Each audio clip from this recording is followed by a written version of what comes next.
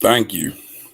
Thank you, everybody, for tuning in to the Big Head Light Skin Comedian Podcast on May 14th here in Louisville, Kentucky. Thank you for tuning into my podcast. I got a great show for you all tonight. Hope everybody's having a great day here on May the 14th. But let me go over a couple of things first. That's what I always do with my podcast. Got to go over some sponsors, a couple other things. Hope everybody enjoying themselves out there today. Um, First and foremost, I got to give love to All Good Computers, 8101 Preston Highway here in Louisville, Kentucky, who keeps my computer tight.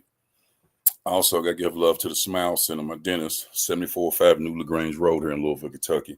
They always keep my teeth tight, even though I got one missing, which I'm going to get replaced. Nah.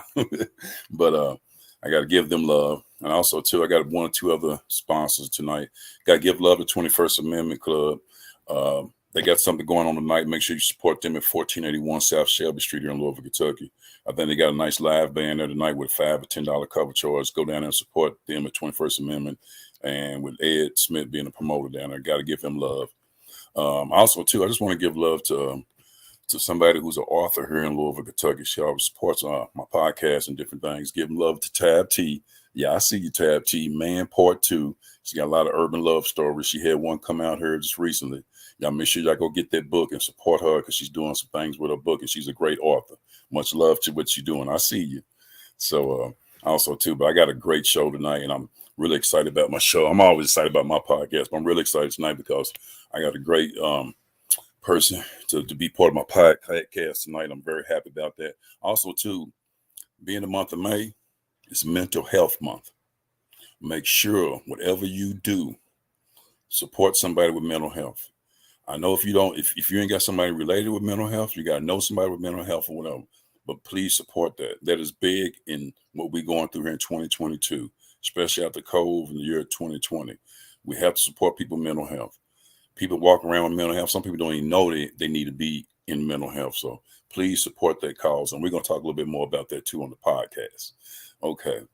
Is there anything else? Let me see if there's anything else I got to go. I think that's pretty much it. I covered pretty much it and pretty much it. And make sure you support the local comedy scene here in Louisville, Kentucky. They got a new club, the Louisville Comedy Club down there, down there across from the Yum Center. Support that. And I'm always about supporting live comedy. So, without further ado, here, still waiting on my guest to get in here. And I guess he's about ready to tap in here. I think I done went over everything I got to go over. And let me see if he's ready to come on in here. I know he's sitting there waiting here and just accept the invite. Hope everybody's having a great day. I'm just sitting here trying to enjoy the day, just running around, enjoying some things. Trying to get better, trying to live a healthy life, eat healthy, exercise, just try to enjoy every moment of life because we're all moment to moment as well as day to day. But at the end of the day, we're all human beings and we got to respect that more than anything. So, so let me see what else I got going on here too. Yep. So I know a lot of people today being May 14th, midway through the month of May. May's a crazy month for weather. Let me just say that first and foremost. It is a crazy month for weather. You hear me? Anything liable to happen in the month of May, and I mean anything. We might have snow tomorrow, but I wouldn't be surprised at all. So, but yeah, May's a crazy month for weather, and it always have been. So, at least I know here in Louisville. I don't know about elsewhere. So here in Louisville, Kentucky. So, and like I said, I might be wearing my fur coat tomorrow, going to church tomorrow morning. But yeah, May's always been a crazy month. So, so that's just the way it is with the month of May. So, yeah, yep. And yeah, I got my guest tonight. He's a real good friend of mine. See if we can I'm trying to get him on the invite. His name is Brad Harrison. He's with Urban Max. He's a great writer. I'm gonna let him tell a little bit about himself, but I'm very yep. Click the link above. Yep, that's what you do. Yep, do click on that link above, Brad. That's what you got to do. Yep. Let me help. Let me get my guest in here. I'm trying to get him so he know what to do.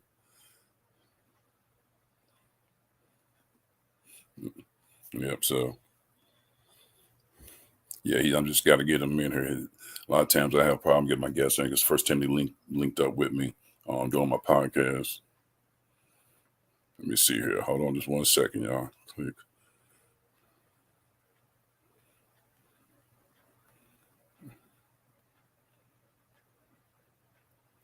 Yeah.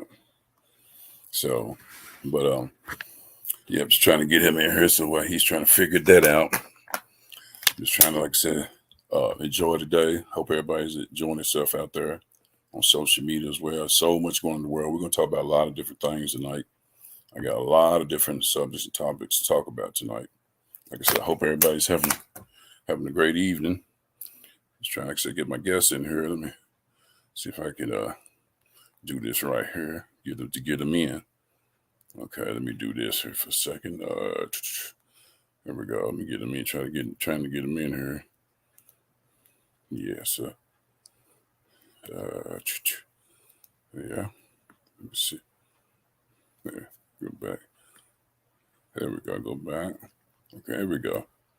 Oh, that ain't happening. Okay, wait a minute. I almost got it. I'm gonna get them in here. My channel. Sometimes I guess have problems getting in here, and sometimes it's like it when you're fooling with social media.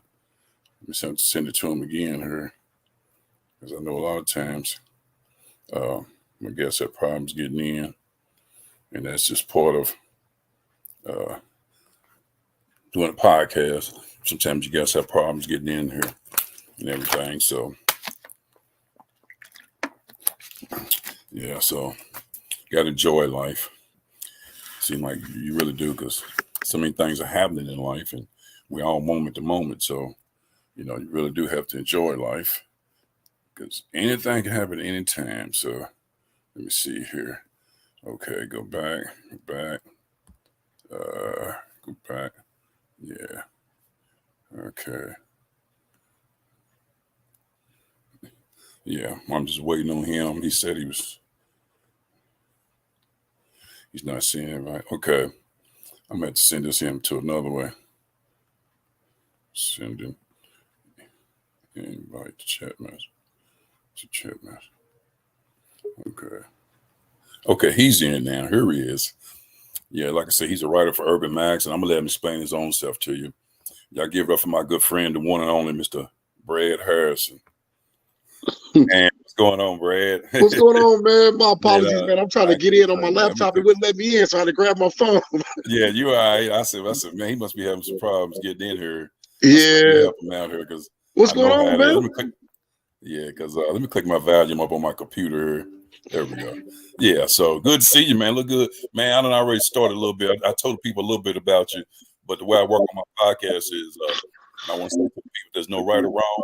My podcast is first. We're just out here expressing our opinions and thoughts about a lot of different things going on in the world today. And so just be yourself, enjoy yourself, and also I always let my guests tell itself a little bit about themselves, as far as their resume and what they're about. So go ahead and explain to the people. I already told them a little bit. I didn't tell them too much. Tell people what you do and everything. All right, man. My name is Brad Harrison. I have a few professions, but I'm an independent journalist here in Louisville, Kentucky. I have a website called urbanmax.com, and I also host a radio show called Urban Voices Radio. And basically what we do, man, is we try to highlight or put a spotlight on Black positivity within the city of Louisville. So we find entrepreneurs, we find people, movers and shakers in the community, comedians, musicians, anybody that's out here basically doing your thing, man. We either I write an article up on them or I bring them on the radio show and we interview them, and we try to highlight that, man. And the reason being is that I'm an ex knucklehead. You know what I'm saying? Okay. Yes. So when I was young, man, I was a knucklehead, and I didn't really get it until later in life. So I went to college later in life. So in my 30s, I was over at the University of Louisville, and I was pursuing my bachelor's degree. At the time, we were going through a pardon situation, and we were going through Trayvon, and it was difficult for me to express to some of the white counterparts in my classroom that all African Americans, particularly Black males, aren't violent individuals. Right. So, for example, I'm 30 years old. I'm in there with my Beats by Dre headphones on, man, and I'm, the older guy, but the cool guy on campus, right? Right. But I was trying to explain the Trayvon Martin situation to him, and for a lot of them, it was, hey, here's this black guy with a hood on. He looks suspicious, and I'm like, in the black community, we can differentiate between a hooper or somebody that's up to no good. You know what I mean? And they didn't understand that. So what I did is I started the blog site, man. I started writing articles. So I would start interviewing black professionals, or I think I started with Seafood Lady and Super Chefs and different people. And I started highlighting them to show the rest of the world that we aren't the only negative images that they put on TV. Because typically when we're on the news, we're on the news for something negative, or jail, or murder. Yeah, so I started highlighting this positivity, and it was kind of twofold. I wanted to show the world that we weren't just that, but at the same time, I wanted to encourage our youth that you can come from these particular places and still make some of yourselves, as many people that I highlight do. So it's kind of what I do, man. Yeah, that's great, man. That's why I'm glad you're on my podcast. I know you're all about that, and you're a great writer and everything. So just keep doing what you're doing, man. That's why I got you on this podcast. I really do, man. I want to to a couple topics here we can talk about, because I can't wait to enlighten myself as well as to see your opinion on it. Like I said, I'm all about my opinion. First and foremost on certain things that we're going through today in life, because ever since COVID hit in 2020, I think now that we're in this different generation, things have changed economically as well as a human being, and we having hard times dealing with it. And so I got just a couple of topics we're going to talk about that we need to touch on, talk about, because there's so much going on out there. I can man so much. Let me hit one of these questions up here that I wrote down here earlier. Let me see here. Like here's one, because you was talking about that, and this is, I feel good about it. Let me put this here, because I know you do a lot with that. Let me show this up here. Let me see. Yeah, there it is. Yeah, let me see if I can get it to run about it. Community activists. How do you feel about them? Because we have a lot of great community activists out there, and I met Christopher 2X one time after doing the show. Very good brother. Think he's really down to earth. I just wanted your opinion on how you feel about community activists in the community. Man, I'm torn on it, right? Okay. So I mean, and I know it's a politic question, but look, I'm torn on it. Now, activism is absolutely necessary. So I mean, and Louisville experienced that with the Breonna Taylor situation, with the Breonna Taylor death. Yes. So activism is important in terms of forcing the system to attempt to be fair. Okay. It's important, and it's important to have people like ourselves represented in decision making. So I'm with that part of it. The part where I say I'm torn, man, is I'm kind of outspoken, right? So part of it, that I give you an example. I give you a perfect example. Okay. Something we're dealing with right now, right? Okay. So there were some activists that were in town during the Breonna Taylor situation. One is a rapper named My Son. I don't know if people are familiar with him. I've heard of him.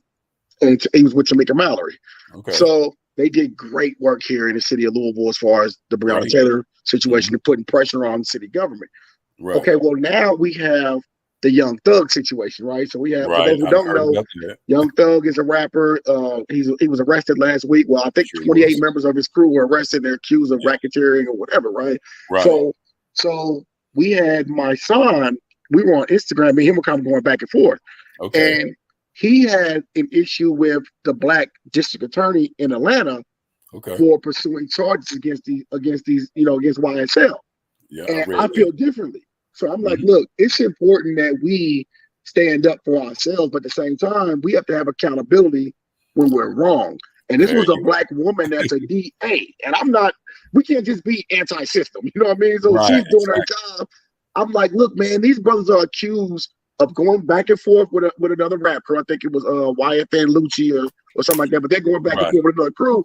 But in the past 9 or 10 years, there's been allegedly 35 bodies left around. You know what I mean? So I'm saying we can't be so anti-establishment that we say, well, we're going to allow lawlessness in the black community just because we don't want black people to go into the criminal justice system. You know what I mean? So everybody doesn't have our best interests at heart, and I believe in standing for those. I believe in standing for what's right. So if you're right that's me. in terms of the police, then I'm gonna stand with you against the police. But if you're wrong over here, then I'm gonna call that out as well. So that's kind of how I feel about activism.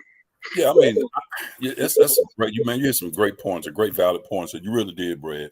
And I kind of feel the same, but in the same breath, you're right. I feel like this. If you're wrong, you're wrong. It's something my father always told me. He said, if you're right, you stand on firm ground as a black man and don't you blink and you look at a person eye to eye. Don't. He said, but if you're wrong as a man, he said, anybody being a man, if you're wrong, you got to take that too and admit to it. He said, and that's why I think somebody a lot of us as black men more than anything admit to being wrong. Always want the anti-system thing, like you said, anti-system. So I just think, especially young people, you got to stand up when you're wrong. I have no problem with you doing it. If you're going to do things right, just be brave enough and man enough to stand up when you're wrong. I'm going to be if you're right on it, and we should be. We should be. I want to beat up, but if you're wrong, you're wrong. And I heard another thing, and I was reading about that in Atlanta. I know that was real big with us, and he talked about how they got after him and whatever. But he ain't the only rapper. There's been a lot of here lately. I know somebody was saying on social media, they keep locking up all the rappers. We ain't got nobody left in LA saying so. But I was they gotta go.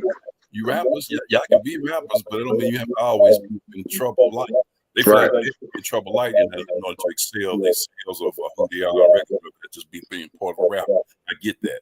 But at some point, you still got to admit that you're wrong if you get wrong. And as a comedian, I will admit to being wrong. Even talking about this community activists, let me just say this. I'll be the license actors for some of the comedians here in Louisville. Yeah. The fact, if you're wrong, I'll help any comedian have to ask me to. Even if you ask me, I help you. Otherwise, I'm not going to waste my time if you're not going to, want to hear. If I'm just speaking to you, it's going through one ear out the other. So, because I've been in this game long enough to know what goes on as far as doing stand-up. So, but a lot of times it's hard to reach our younger people with certain things, young comedians, young people, because they feel like at a certain age they know everything. And people, if you live long, then that's when you start knowing things. But if you don't, you don't know everything you want. Yeah, kind of figure this thing out. So, I felt like that a month ago with the Chris Rock situation. So I immediately felt for the comedians, right? So and I got a lot of flack for that. And I'm like, people are like, well, protect black women. I'm like, I get that, right? But what I'm saying is that you don't want to set a precedent where comedians are on stage and then people approach the comedian on stage and attack him, because that's part of comedy. I've been on the front row at a Martin Lawrence show. It got rolled out. That's part of it. That's part of it. Right. Yeah. That's part of it. And that's why I tell people now it's different with stand-up comedy from when I first started, because now when you're on stage, I ain't gonna say you threaten, but you don't feel as comfortable because of what had happened with this Chris Rock thing, And I was gonna tell him on my next stage performance, I was gonna tell him, look, y'all can come up here if you want to, but security's right over there.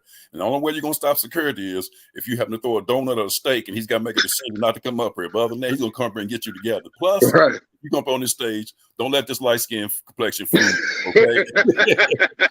But now we have to, as comedians, we in the arena, and now we got to look a little different. We always really aware. Not only we just want to deliver our jokes and deliver our life and some funny things in our life. Now we got to be really aware of our surroundings, And I was taught that a long time ago. I always be aware of your surroundings, because especially when you're out of town as a comedian, I'm not in Louisville, I'm somewhere else. I could be in Two Below, Mississippi. I don't know nobody. I don't know what's gonna happen. Yeah, you got security, but I don't know nobody. So now we have to really watch our surroundings, So, but with that said, Sister Chris, I think, to me, I'm gonna say like it's about everybody. And like you said, let me get back to that woman thing. Take a pick. I'm glad you said, I don't want that was not fair for the message like it, because to me, what Will Smith did for his wife, he should have thought twice when he went on her, because he knew the repercussions when he did. I said, come about that lady, you got to stand up and do wrong. She knew what she was doing when she gave that look. Like, you gonna let him see? Yeah. It says she knew that. So I feel like they both were wrong. Some people don't believe it. Nah, he took up. No, they both wrong, because they married. Okay, man, so that's why I look at it. So, and people have so much thin skin. I'm like, look, man, I grew up in the late 70s, early 80s. Where look, Light skinned cats ran everything. Albie Shore, Michael Jackson. Look, so I'm dark skinned with a big nose. I heard it all. You know what I mean? Oh my God, yeah. So I just feel like, man, it's just totally everything's different with society and everything's different with social media. And social media is so big, with just what we're on right now. It's so big, you know, it really is, and it just takes off. And we believe anything on social media versus face to face. Yeah, you stand right now face to face. And then put on social media, they'd be like, I couldn't have said that. See, man, you talk face to face though. See, so that's why I say it's just totally different now. So, but and let me get back to the community activists. I ain't got no love for them. Even I kind of got off the topic. I ain't got no love for activists. I ain't got no love for Chris 2X. But as being a community activist, it's really a tough position to be in because they have a lot on their table. So I just think I do support them, but it's a tough position to be in. Let's put it at that. So yeah. It really is. I'm gonna go with this one. This is something I think that's really hurting our community. I really want to talk about because there's a lot of things like heart disease in Black men and women. This is big to me because right now I'm gonna go ahead and kick a statistic that I was looking at the other day. 48% of the women, Black women, 48% of Black women catch heart disease. 44% of the men, Black men, catch heart disease. We gotta do better for us eating healthy and exercising.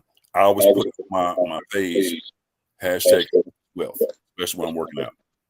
So what is your thoughts on that? Man, look, I'm glad you brought that up. That's something I've recently started on. Oh, that's great. So look, and what brought it on was I'm getting married next week. So yeah, I heard I see you was getting great. You guys, welcome to the married and the proud. Thanks, man. So getting ready to get married. I didn't work out or particularly eat right. Okay. And that suit wasn't fitting right. You know what I mean? It's hard to make a change. It's hard. Yeah. So I started late, but I brought me one of those. It's not the Peloton, but it's like a knockoff Peloton. I'm gonna spend the $3,000 for the Peloton, but it's the Amazon version of the Peloton. I don't blame you. But I started with that, man. I brought me. I'm so busy, I don't really have time to get into the gym a lot. So I started off. I'm gonna get in there, but I started off with some of these resistance bands. So I've been doing those at home, and I've been doing the cardio with the Peloton machine. And now I have a goal, and I've started eating better, and it's important, man. Look, I'm almost 50 years old, so I'm 49 years old. So look, before I'm gonna say until I was 45, I could put on or take off 10 or 15 pounds in 60 days whenever I wanted to. Now. Man, I eat a donut. You look at a donut. You can look at one. You can't fit down. That's just the metabolism as we get older more than anything. I'm talking about this because, I bought one of them Total Gym things for my wife. She wanted one for Christmas. That damn thing got dust and skeleton bones on it right now. I'm telling you, but here's the thing, okay? I know it's there and I can use the workout. I got some workout stuff here too. My thing is I tell people, in our everyday life, which we so busy, I get that I'm busy. A lot of people are busy. It's like somebody told me one time, he said, man, if you got time to eat, you got time to exercise. You do. That's what a certified trainer told me. So I said, okay, I got you. So with that said, if it ain't number 10 or 15 minutes, people don't realize, everybody thinks when they go to the gym, I have to do an hour, I have to do half an hour. No, you can do 10, 15 minutes and walk right back out. Yep. So I tell people, it's what works for you. But as long as you get in there, that's what helps you. All you're doing is building your inner temple, your body, your body, your temple is the body, and you building that up to be stronger. But when you don't go or don't do nothing, it's not helping your body. But you still need it's not. It's really ain't. And look, if anything, COVID exposed that. I mean, during COVID, the Black community was hit the hardest because we're in the worst shape out here. You know what I mean? We don't eat right. And we don't exercise. So on the bike I get on now, it's 15 minutes. I started with 15 minutes and I built up a nice sweat and I do some band work and I can feel it. I increase it as I go along, but you're right. If you have time to eat, you have time to put in 15, 20 minutes of working out. That's what I tell people. And I've always enjoyed it, though, because it makes me, I don't know about anybody else, but I know I feel a lot better. Whether I've done 10, 15 minutes or an hour or whatever, I've always felt that made me feel better as an individual, being a human being on this earth, okay? So with that said, but working out to me is very vital in any part of your life because, like I said, this is the temple, this is God's temple, and you got to take care of that. You have to take care in order to keep moving. And a lot of people don't understand that. And as men, let me just say this: a lot of things is going on. Because I was talking to a friend of mine on my last podcast about how we get signs and symptoms like, oh man, I'm all right. That hurt right here, that hurt. I'm all right. No, if that hurt is in the heart or somewhere in the lungs or somewhere on the inside of you, and you keep avoiding it, now that it pass.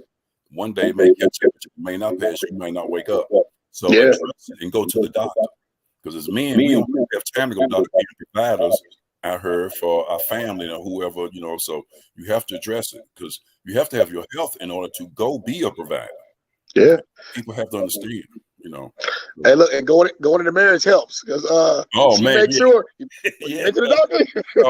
It does help, man, because that's one thing I can say about my queen, though. She makes sure that I'm eating. She tries to fix the right food, make sure I'm eating right. So my part is, which I tell people, you can work out 7 days a week, but if you ain't eating right, it don't matter.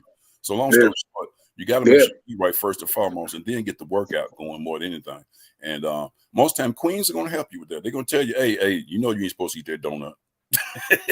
Right. I can cheat a little bit. No, not now. You just wait. You know what I'm saying? So it just, but and it's all right to cheat every now and then, but just don't do it too much. But I need somebody every now and then to help you that. Because if I don't, I might eat them 2 or 3 Krispy Kreme donuts. And it's good to have that. Sometimes I tell people all the time, the best thing about being married, for real, I'm gonna tell you this because I know you get married, is for somebody to tell you something that they won't tell you. To tell you something, but don't tell you. Yeah, it's deep. It is. A lot of times, people won't tell you something they don't. The deepest thing is for somebody to tell you something that you don't want to hear.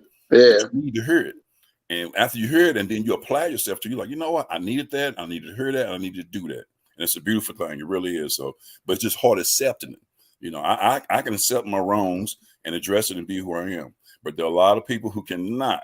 They can't. And they cannot accept it, Brad. And that's just part of life. That's part of life growing up. You have to accept that. Sometimes you're gonna be wrong on some things, and any type of a relationship or marriage, you're gonna be wrong. It's how you handle it and how you accept it that makes the marriage, the relationship stronger. I always said communication is the key. Communication is the key. I always say that. So if you grow old enough together, you got to be able to communicate. So that's where it's real. Because listen, she's a vegetable person, right? She can just eat veggies. I like vegetables too. That's good. Right. So I wasn't. Okay. So now I've been eating vegetables, and I might eat more vegetables than meat now. So I eat vegetables. Look, I eat so many vegetables now. Last week, I said, "Babe, we go to the store, grab some of the Brussels sprouts." I ate Brussels sprouts 8 years old. Oh, that's great, man. Brussels sprouts, yeah. I mean, man, I'm telling you, vegetables, and that's something. When I was coming up, and you kind of familiar, there was always something green on that plate. Yeah, it was always something green. And these kids nowadays, McDonald's, Wendy's, it was always something green on that plate. And my grandmother and my mother, they made sure give him something green on that plate, and it was always something green because I need something green on that plate to keep me right, And but a lot of times these kids they doing too much of the high pork food, all this high cholesterol food. Stay home, cook you a good meal. Well, see, part of that too is my bad. Part of that too is I have a transportation service too that I do. That's my primary business, right? Yeah. So I'm on the road, man, sometimes 10, 13 hours a day, right? Okay. And what I had to face was that if I don't prepare my lunch and take it with me, I'm not going to eat right. Eating on the road is horrible. Yeah, it is, because you at the mercy of what they got. That's it. Yeah, that's all they got is all this greasy food. You at the mercy, and you sitting there hungry. You hungry, especially if you ain't eating hours. So it's like I'm at the mercy of the thing. It's kind of like supply and demand. This is it. That's all I can get, at this time. So, and I get that. So, and that's great that you pack your lunches now, because now you're thinking ahead of time about your healthiness, healthy diet, and healthy exercise. So that's great. Yeah. I want to talk about this disease because, man, that is very important for Black kings and queens in the community, and it really is, because a lot of times we just take it for granted. Here's another one. I know you've probably even wrote about this, and I got my opinion on this. Violence in the community and America, because right now violence has gotten to an all-time high. I'm talking about question. The whole United States. Let me say this first, foremost. The whole United States is understaffed everywhere, and people upset. Restaurants and food. I heard recently that formula milk is shortage. Everything is just all-time high, and everybody has no patience. Everybody wants everything. We live in a microwave society, and that's where we're at. And we got to do better. We got to have more patience. You put the patience of back in 1972 versus the patience of 2022, it's totally different. Yeah, it's totally different. You hear me? I mean, totally different. We live in such a microwave society. Everybody want it quick. Don't nobody want to let it marinate and be patient about it. I'm being patient just because you go into someone's restaurant and they're understaffed and you sitting up against upset because they ain't got your burger ready in 5 minutes. A burger you really shouldn't be eating anyway. Right. Right. They ain't got it ready in 5 minutes. The next thing you know, you see on TV somebody throws. I could tell you a story that happened to me at Captain D's. It was about a month ago. This guy brought his food back in. Me and my wife was there. And he said, and he goes all the time, I guess, evidently. He was mad about his food not being right. So, and he just wanted his money back. Cool. And I had a feeling this was going to escalate. You know how you can sit back and you watch it, you're like, oh, something's going to escalate. Yeah. Oh my God. So he said, y'all gonna give me, am I gonna give my money back? I'm not gonna give you the money back. But can I give you money? Give you some more food, can I get your money back. So this is exactly what he said. Just give me my food. So they gave him his food back. Guess what he did with his food? He threw it on the floor. He threw it at him. And next, the police, of course, nothing. He pulled off, whatever. And I'm saying, like, really, man? Really? Does it come to that? You know what I'm saying? That's what I'm talking about. This is where we're at. We got to do better in America and in our community as far as violence, all the way across the board. Only thing I can say as far as with violence is we got to learn how to be human beings first and foremost. We got to learn how to love better. That's what we done got away from. Everybody's mad at everything that's going on in the world. Calm down. What's your opinion? Too? I know I'm just doing a lot of talking. No, you're good, man. You know what? This is another thing of mine too with that. And you're right. Everybody's angry. Everybody's mad. Everybody's violent. And I think as a society, we have to start teaching our youth and adults as well, because some of these adults, man, worse than the kids. You're right. You're exactly right. Yeah. Nobody knows conflict resolution skills, and people don't know how to de-escalate a problem when there's a problem. And man, I have a friend of mine, he's a teacher. Well, he's an ex-teacher. And he told me one day, he's a white guy. And he told me one day, he said, man, and we were talking about black kids. He's a white guy, but he was teaching in a predominantly black school. Okay. And I said, man, well, have you seen violence in kids at school? And he was like, yeah. And I was like, well, why do you think it is? And he said, Brad, you know what? He said, it's just because they haven't been taught how to deal with a problem. He said, you know what, man? He said, when you have skills and you know how to handle a situation, you'll use those skills. But if you don't, you won't. So he said, what did he tell me? He said, when you go in your toolbox, and all you have is a hammer, everything looks like nails. You know what I mean? So he's like, with the youth in his class, the only way they knew how to resolve a situation is you want to fight. You know what I mean? So if we start teaching people how to handle a problem, because a lot of things, man, look, most people, when we get violent anyway, when we're done being violent, we still got to talk. Exactly. You still got to talk it out one way or another. Yeah, so you might as well do that before, the violence occurs. I think most people just don't know. It goes to, like you said, in a marriage, communication. Most people don't know how to properly communicate.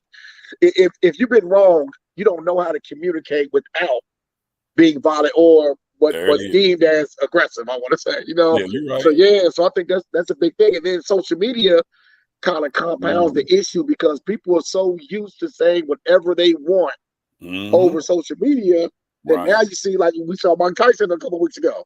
People are used to saying what they want, and the guy said what he wanted to say to Mike Tyson. That's the wrong person to say something to, and you got beat up on the flight.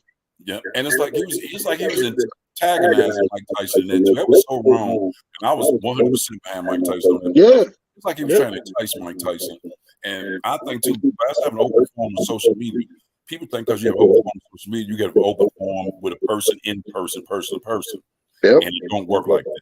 No, at all. Space. Give it, it doesn't work like it. But people, they think it, especially our young people, they are enticed so much with social media and letting social media control them instead of actually going to talk something out with a person face to face. We so much about words back and forth. Oh, you this, you that. I think, like you said, and you're right, we need to be taught, especially our young people need to be taught how to handle situations before they escalate. Most time, if you talking to somebody and it's getting ready to escalate, I know as a grown man, I'm going to be like, look, man, it ain't even worth all that. I'm good. You do what you got to do. I do what I do. I'm not upset. Because either one of us having a bad day, but at the end of the day, we're both just trying to go home to whoever our loved ones are. So let's not get caught up on all that. Let's just learn how to love each other better. Because anybody can be mad at somebody. It don't take nothing to be negative. I be thinking all the time. Don't think nothing to be. Try challenge yourself being positive. Look, and most of the time it's just a misunderstanding. You thought he meant it this way, he didn't mean it that way, and y'all took it there. Sometimes it's how you say the words and your wording and your act, and sometimes your action, animation, or whatever, and just leads into a different direction. So, but I just wish some of the violence could stop here in the community and as well as in America. You know, it's something we really, really got to work on because it seems like it's getting so much out of hand. You know, and violence it's all the way. I mean, all the way to the top. I even call the White House the politics. It's all the way to the top. You know, you see how it was when they when what happened with Trump and them. So it starts. It's everywhere. It's everywhere. Yeah. So we've got to do better with that. Something happened today. I haven't got a chance to look at it yet, but something happened. I think in New York. Was it Syracuse? Yeah. I know something happened last night. Check this out. Was it last night? Okay. Last night at the Milwaukee Bucks game after the game was over, they got to shooting and stuff. Well, no, I think up in New York, a white guy walked up in a black grocery store in a black community and shot. I think he killed 10 people. Well, I didn't hear. And on the end of the muzzle of his gun, he had the N-word written out. See what I'm saying? Yeah. So we just so angry and mad at everybody, you know. We got to do better, man. We got to do better, man.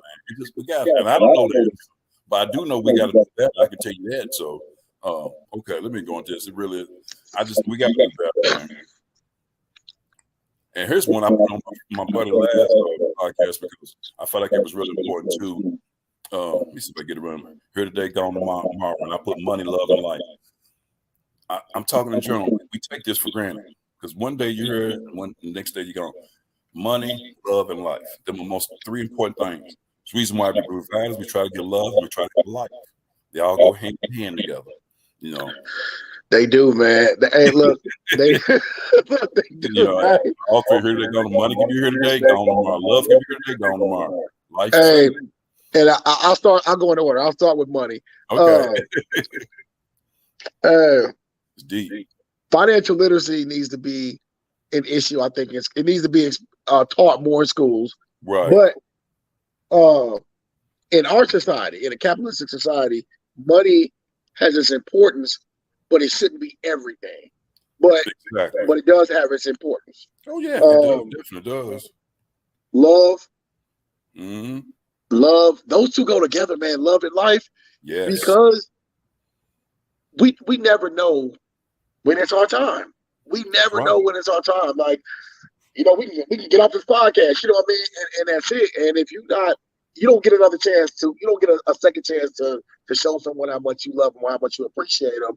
And I think at times we take it for granted. We don't sit back and truly let the people know, the people that are important to us, we don't let them know how much we love them. And all these things are kind of out of our control. You know what I mean? They can all be taken at a moment's notice. So I think people need to invest in all three of those things deeply and put them in their proper context as far as value. Right. You know, so younger, I was more in love with money. Okay. I still am. This every young person though. I get that. Yeah. As I get older, love has kind of taken the front. You know, kind of taking first place. But man, you know, it for me. And I mean, I don't know how you feel. I don't want to speak for everybody, but for me, it feels like the more I open God up into my life, everything else kind of falls in place. And that wasn't always the case. Right. You're right. And you know, spiritual healing is in whatever way and form you do it. And like I said, I'm speaking for me too as well, is the best healing to me. You ain't got to be the every Sunday church going person. You ain't got to be this type of person. I mean, just, as long as you get some type of spiritual healing what works for you. Yeah. That's going to carry you for this money, love, and life. And you're right. And one time I was more on money when I was young because I'm thinking, I got to get this, I got to get that. You know, it's almost basically I got to have this. But then I guess I got older. I'm like, hold on, man. What's really important here? Is it the money or the love? Is it about taking care of yourself and finding the love? If you get the love first with yourself as well as whoever you with, it's a beautiful thing. Everything else will follow. It will. Yeah. You gotta have the love first, and you gotta be committed to the love. And I think that's what happened. And it's kind of like back what I was talking about, as far as with the violence, love. If you got love, everything else will follow behind it beautifully. But if you don't have that, you know, so it seems like everybody's getting away from family nowadays. You know what I mean? Yes, they are. Oh, they are, man. You remember how families now? I will say this, and we don't. I say at least about 2 or 3 times a week here. My kids, my daughter and son, we sit at the table 2 or 3 times a week and eat as a family, which I do not take for granted. Yeah, because that's when you come to the table. Not only you come to the table not only with the food we eat, you come to the table with your thoughts and love about everything that's going on in your life and everything, you know. And as a family, we discuss it, talk about it, laugh about it, whatever it may be. That's what we got to get back to, especially in the Black community as well as in our community, just as in the whole world. We got to do. If you got anybody, you and the person or family, y'all got to get back to that. And that's part of, like you kind of what you said, teaching young people how to handle situations, how to love more, and then you can handle these situations better when you confront them, you know, because you want to get back to that table to talk about love and all your family stuff. Yeah. Now look, I'm glad you said that because it kind of brings us back to where we were before. Now my kids are grown, right? But when they were younger, too. Yep. when they were younger, we had what we call like a family meeting. But sometimes it would be at the dinner table, or sometimes it would just be on Sundays. Okay. And at this family meeting, everyone, including the kids, were able to sit down and express what they like and don't like, even when it pertains to parents. And this was kind of a hands-off zone. You know what I mean? You can't get in trouble. You can't be held accountable for what you say in this meeting. And then we will learn to address it from there. You know what I mean? And when you do things like that, it also teaches conflict resolution or how to handle a situation. I think a lot of people, because when I was growing up, it was don't do it because I said don't do it. And that was it.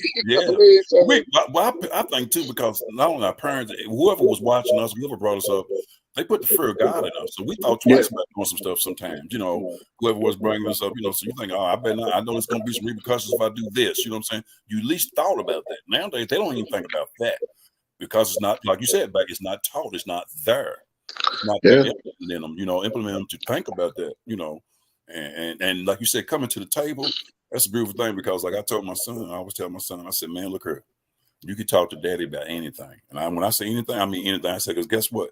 If you don't talk to me about it and you talk to one of your other friends, then they mess you up with it about it, then you try to come back to talk to me about it, I'm going to be upset because you didn't talk to me about it first. I'm the one, I'm not going to judge you, but I'm going to judge you if you don't talk to me about it first. That's when I'm going to judge you. Yep. And that's why we got to have, like you said, I want my kids to feel comfortable. And I want any of these kids, they should feel comfortable talking to an adult about a situation they're in. If any kid was to walk up on me and say I'm out somewhere and they said there's a situation they want to talk about, I'm just that type of person. I'll just give my opinion on what they should do. But you don't have to. These kids, they don't think, they just react. So that's where we at.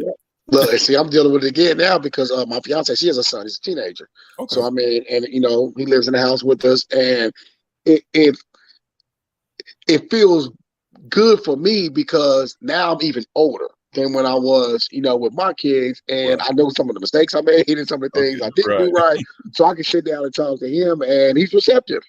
Right. So he'll listen and he'll talk and he'll come in, you know, and tell me things. So I'm like, that's an important thing too. A lot of fathers aren't in the household. You know what I mean? That makes a difference. Yeah, that's right. You know, we got some comments here. I've been letting them slide, but I'm going to put them out there now. Okay. Everybody's been commenting. We've been talking so much, I ain't even looked at the comments. A friend of mine, Wendy Brown, she put on, if you get the love first, everything else will fall in place. True facts, LB. And you're right, Wendy. That's why I said it. My buddy on this, he said, that's right. He's been saying, yes, sir. He appreciated everything we saying. But like I said, I tell people, you have to understand more than anything. Like you said, the love has to come first.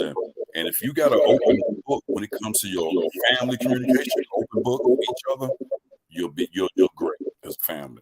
Yeah. If you keep the book closed, or everybody talk to each other about their problems or what's going on in life, then you're subject to go out there and make a decision that you didn't open up at the table in the household. Because nothing is new. These kids think that, I'm like, we did that. You know what I mean? Oh, yeah. It may have been a different form, but nothing is new. I mean, so come and talk to us because we've been through it most likely. Yeah. And you know what, to be honest with you, I ain't going to lie to you. My father was the same way. Well, you know, we only going to bring up a child the way our father brought us up, whoever it was, your uncle, whoever brought you up, whoever the guardian was.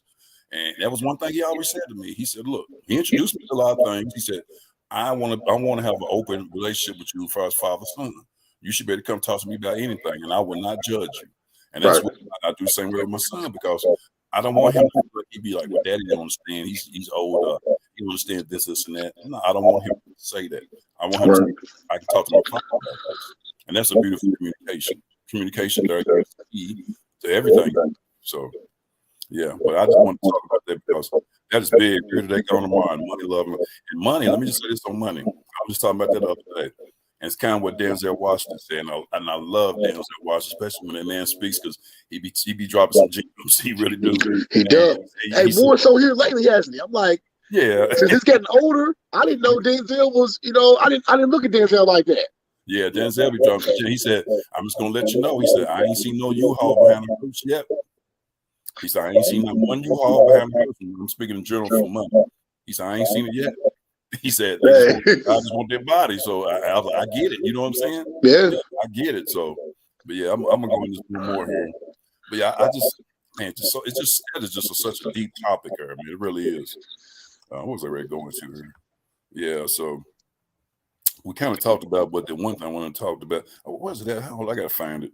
I got so much going on here. I got another comment here too. Let me look at this comment here real quick. Okay, yeah. Yeah, it's a love and God and family. Yeah, that's true. You're right. You're right, Arnaz Huff. You're right. Let me, what was it at here? I got it here. Something people. Oh, here it is. Here's one. It's gonna catch you off guard. It's gonna catch you off guard here, but we need to know. I want my people to know a little something about you. Some of the people don't know about you. And it's Brad Let me think. Some people don't know about me. I know I'm kidding. I know I put you on the spot here. Some people don't know about me. Some people. Yeah. You know what? Okay. Some people don't know about me. A lot of my life is in the public. A lot of my life is in the public. I do a lot of interviews. I do a lot of things. I seen you down there on that Breonna Taylor thing. I seen you down there a lot doing photography and just being among the people. I seen that, man. That's much love. Publicly, mm-hmm. I can be very assertive when it comes to my job. I have 100% confidence when I'm in the public and I'm working. Okay. In my personal life, I might be a little shy. Okay, that's all right. Which is strange, but yeah. I mean, everybody's got something that nobody know about them, and that's what makes who you are as a person. To keep that to you, you know what I'm saying? So a lot of people don't know about you. That there's something about you that people don't know about you. So, and I could probably touch on a couple bases with me because I'm an introvert. Definitely a light-skinned introvert because I do. But with that said, I'm also outrovert because I will communicate and talk to people. I like to talk, so I'm a little bit of both. You know what I'm saying? But I don't like. Now I gotta say this. I'm gonna keep it 100. I don't like talking to people who don't make sense and talk stupid. Same with me. I gotta put it out there. Because at one point, I'm gonna keep talking about. I'm like, man, what are you talking about? Maybe you got some mental health issues. So I don't know. But at this point, I don't like talking to people who don't make sense what they're talking about. If you're making sense, great. But if you're not, don't waste your time with me, man. Because I'd rather talk some knowledge with you. Pass on knowledge to each other. We, especially as men, black men, white men, whatever. As men, we need to pass on knowledge for each other to make ourselves stronger in this world. So that's what it's really about. But you got some people you be like, man, I don't know about this guy's knowledge, man, on life. So yeah, I mean, come on, man. So. And so I know I put you on the spot with that one more than anything. I'm gonna go with this last one here and just ask you your effect on this one. As far as the pandemic, how did it affect you in your life and everything, your family, just everything, and your job? I mean, how did it affect everything? As far as did it change? Because right, we 2 years out of pandemic, people still wearing masks, people still being awareness, which is great, but it has taken its effect. And I say this, let me just say, I said it, I think on one of my other podcasts, we can't blame everything on COVID. Yeah. We can't. We use it too much as a leverage stick, I think, Brad. Just my personal opinion. We can't blame everything. Some of this shit, excuse me, I shouldn't be cussing about it's my podcast. Fuck it. Some of this shit was here before the pandemic. Okay, some of this shit was happening before. So let's call it what it is, So yeah. What's your opinion on that? Man, me personally, the pandemic, it didn't have a negative effect on me.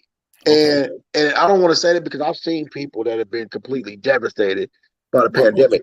But for me, like I said, I'm in the transportation business. Mm-hmm. So professionally, it picked up because when the pandemic happened, everybody started ordering stuff online. So right, it helped out. business wise, it picked up for me. Mm-hmm. Where it helped at was financially. It helped in terms of going out, man. You know, I didn't realize how much it helped, how much money we might have spent going to the movies or going out to eat or going to little places or whatever, and being forced to stay at home and cook and spend time together. It changed a lot of it. I don't even think we even eat out now. We used to eat out a lot. I don't even think we eat out at all anymore.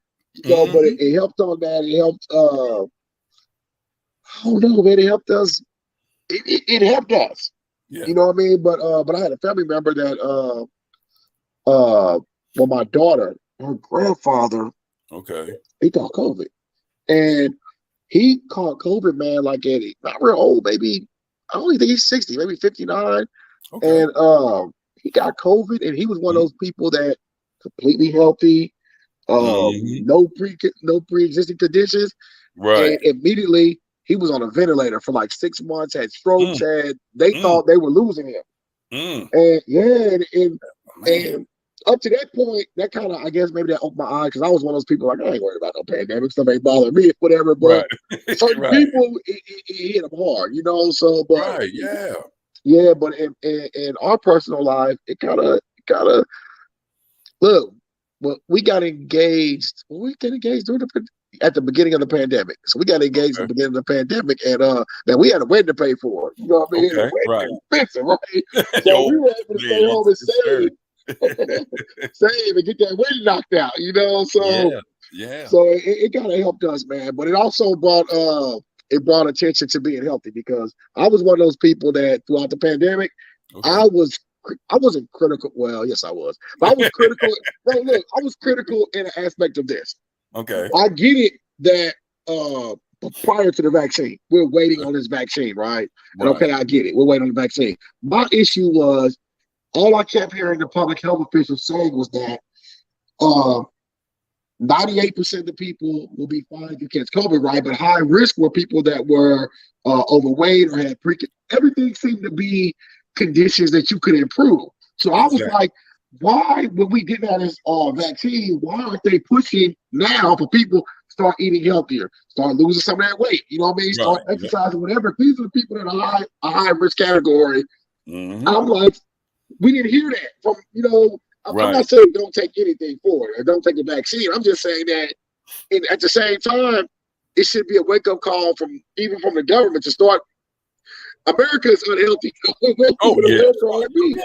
They made us unhealthy with some of the stuff the food is put out there. The food they put out there.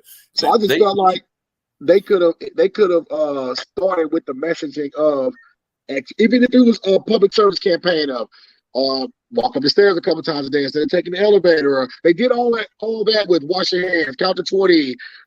You know, do that. At the same time, I wanted to hear more of people trying to take care of their health so that they won't be high risk if they come in contact with COVID. So we kind of started doing that with ourselves in the home as far as taking natural supplements or vitamins and you know, drinking more water and things like that. But so I would like to see that more because America, we got hit, man. We got hit hard. You hear me? But we're unhealthy. Yeah, because we're not. And you noticed now, and this is more, I guess, in the government way or more the Food Drug Administration way. When I get about ready to say, have you noticed on some restaurant menus now it's called plant-based food? Have you seen that on? Yeah. And it's great that you're trying to. Now you got somewhat of a healthy food on the menu of all this high cholesterol food over to the left. You get what I'm saying? So I understand that they trying, but it still ain't there yet because, you know, everybody, I'm going to tell you, I tried one of them damn plant-based foods one time. I'm like, nasty stuff. You hear me? I remember I went out and ate some dirt with a plant on top. I'm just telling you. I was not feeling it. So I said, no, I'm going to go back to my green bean casserole. So I'm not there feeling it. Okay, so, but I give them a great E for effort for putting it out there and trying to eat healthy. But it's little things like me now. Thanks to my wonderful air fryer. You know now I can bake chicken instead of frying it. You know what I mean? So It's little things like baked chicken instead of frying it. Yep. Learning to some people need to learn to count our calories or watch what we eat or whatever. Right. And there's simple adjustments you can make. Right. Stop drinking soda. You know what I mean? So Yep. yeah. So there's simple adjustments. People, I don't know how if a lot of people know this, but I quit drinking soda like about 10, 15 years ago. But I will say, when I first stopped drinking, I lost about 10 to 20 pounds, man. Yeah. Just off soda. We ain't talking about other food. Just all soda. Sugar. There you go. Thank you. So we want it and it tastes good, but it don't mean it's good for us. And I quit that. I had to give that one up real quick, and I did. And I lost weight just like that, man. So it's all about knowing your healthy, eating healthy, your healthy choices, and living healthy. Everybody wants to be healthy, but don't nobody want to go through the grind. Nobody want to put in the work. Now where they got where you can have surgery to lose weight. All these women that weigh like 300 pounds. I'm gonna go through the surgery. I'm not gonna get no treadmill and try to eat right. Okay, well that's gonna come back to you. I had a friend to do it, and the weight came back on her a year later. Yeah, I've seen that. Yeah, and honestly, I'm gonna keep it 100 real. She ended up passing away about a year or two later. Man, I was gonna play with my cousin. His wife. Okay. She was really old. She was like 400 something pounds. Wow, she went and got the surgery. And then after the surgery, he was like, she's laying around the house and she was kind of moping around and dragging. And he kept trying to force her to go to the hospital and she didn't really want to go. But he didn't think it was that severe. It started leaking and she died. See? Yeah. Yeah. That's why I said everything that glitter, my father used to tell me, everything that glitter ain't always gold. So I'm telling you, sometimes you got to do it the hard. It may be hard. I'd rather do it the grand way than try and do it the easy way because then I appreciate it more. And you have to. So, but people have to. Man, I'm gonna tell you something. I could talk to you all night, man, because we're having a good conversation. I'm definitely gonna bring you back. But before I get off here, man, you got to give everybody your handle. Tell them how to get in contact with you, how they can come support you, and read your magazine and your articles at Urban Max, because I know you're doing great things. And I want to put this shot out here more than anything. Man, you did an article one time. This is when I really, really, really felt how you write and how your love is for writing. You did an article on Rico Loveless, a good comedian friend of mine. My God, man. Yeah, I know. And you said, I think it was from the trash to whatever it was. And it was I put it on my page, man. I love that. Man, that was my second article I ever wrote. Hey, man, you put a lot into it, man. You really did, man. Yeah. And you really did. I just want to give you much love on that, man, because you really did. It was a great article, man. Appreciate it, man. The website is urbanmax.com. That's URBANMAXX.com. On Facebook, I'm Brad Harrison. On Instagram, it's Brad the Journalist. Right. So I'm there, man. Oh, before we get off here, let me tell you, there is one thing that you asked me, something people don't know about me. Okay, put it out there. All right. I'm 49 years old. And people always say, hey, Brad, you look so great to be 49 years old. You're getting older. You look great, man. I'm tell you this. Look. Okay. I look all right at 49 years old, right? Okay. But in real life, my beard is about the color of yours. That's a little joke for me. But you got some of that greasy gray formula or something? Like the black man, good black man covering up the gray beard? Yeah. Look, mine started about 28, 29 years old. I was like, I ain't ready yet, man. I turned 50. I said, I turned 50, I'm letting all the grays out. Right. Hey, man. Hey, it's going to eventually. It just as you get older, like I'm going to put that out there. And I've always liked the beard look anyway, man, because that's just where I've always rolled. And more than anything, as I get older, I said to myself, I'm going to always keep my beard just because it keeps my little wisdom and knowledge. And not that I'm just light skinned, that's all. But anyway, what they said, man, I just know that I like my beard because it just keeps me being very distinguished. And also to help out the younger people, man. Young queens and kings who need guidance. I don't mind them coming to me asking me something, because this is what I'm here put on this earth for, to help you out if I can. And love, to me, I tell people, your time is important and your love is important. And you have to give both of them to the young people that are coming to you with questions. That is very important, time and love, man. And that's all we got then, time and love. And we all live in moment to moment, day to day. So, and try to enjoy the moment every day you hear it. So, but with that said, man, my friend here, she said, great conversation. Like my friend Wendy Brown, Chico being black hair, died. Ha. I got you. At one time, you remember, at one time when I went to school, at one time I didn't even have no hair. Okay, so I was like, well, I had a whole lot of hair, and it just started disintegrating as I got older and older. So, but that's just part of life. It's called Look, 30 years old, I went gray and the hairline left. right. Yeah, man. Hey, Man, I man, but really, keep me informed when you do a show, man. 'Cause I like to come out and check out a show, man, and also, man, funny you say put that. it out there for you. Oh man, I had a show set up for June 4th, but I had to postpone it because what some things I'm going through. But long story short, hey Tab T, I'm glad you're on here. I'm gonna put your book. I'm gonna put your book back out there. I was just telling people earlier about your man part 2. She does urban love stories. Check out Tab T. She's a Okay. great author. She's, doing big things, and I ain't got no but love for her. Love you, Queen. Keep doing it. She just had, I think, some type of book signing her recently. But Okay. yeah, but more than anything, in my show, I just had one, but I'm gonna have another one because I had Louder Than Laughter last year, Brad, at 21st Amendment Club, a club that supports me a lot. And man, when I say I had a great crowd of people, Yeah. it was a beautiful night. I mean, all the comedians was on point. I was on point as a host. My DJ was on point. And the last thing I told these people when I got off stage, I'm gonna tell you, I told them, I said, look here, y'all. I said, I know y'all gonna get on your phones and put all this different stuff on social media. I said, but listen to me real good. I said, you put on social media about how great the time you had her. That's all great. But make sure you tell a person face to face how good of a time you had. That means the social media platform. It's like, okay, I said, make sure you tell them that. Hey, look, are they letting local comics at least open up at the new comedy club on Main Street? Yeah, Louisville Comedy. Yeah, they've been letting them open up. I think a lot of different local comedians. I know Kevin White's getting ready to feature for Tommy Davidson at the end of the month. There's a couple of them. I got a couple of friends opening up for him. I've only been down there once. I went down there one time just to talk to some of the comedians, but I haven't really talked to nobody about performing there, which eventually I get to it. So, like I said there again, I'm an introvert a little bit too in my comedy. I just kind of stay in my lane and do my own thing. Not that I won't do it, but I'm more or less like I just stay in my lane. If you want my service, great. If you don't, it's fine too. And that's why I've always worked because I'm OG at this. I've been doing it a long time, and I still got some movies I've done. I got a lot of things on my plate, but I did a show called Loud and Laughter last year. Like I said, it was so many people there, and they showed so much love. So I'm gonna do Loud and Laughter 2 coming up in August, September.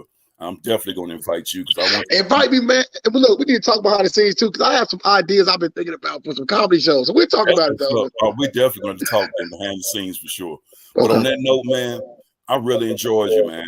My next show is my next podcast. I think I'm on stage. My next show is June 11th, second Saturday of the month. I'm gonna have I want y'all to check out. Everybody check out watching it right now because I'm gonna have a lady from line. And guess what type of clothing she do? She's really touching all gender. Her clothing line is unisex clothing. Really? Okay. Yeah. And that's how deep I thought. So I gotta have it. And she's like, "Oh, I would love to be on your podcast." So great, unisex clothing because everybody has their own gender, sex. I'm not prejudiced towards nobody's sex. So with that said, I can't wait to have her on my podcast because clothing is important, appearance is important. So she's got a unisex clothing, and her clothing line is going pretty good right now. So, but I want everybody to tune in 11 o'clock. Man, like I said, I enjoyed having you on here. Definitely got to have you back on. I'm definitely going to talk to you after that. Y'all keep tuning in to the BHLC Community Podcast. I'm going to keep doing this because I love it. I love talking to people. I love giving my opinion, whether you like it or not. But I still because it's just what I'm about. Keep tuning in every second Saturday month, 8 o'clock.